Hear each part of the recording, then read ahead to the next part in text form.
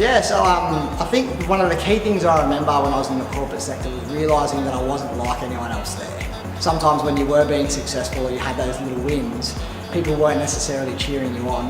They were thinking, hey, I want a bit of that and trying to pull you down. So making that change was a big thing for me because I didn't feel like it was who I was.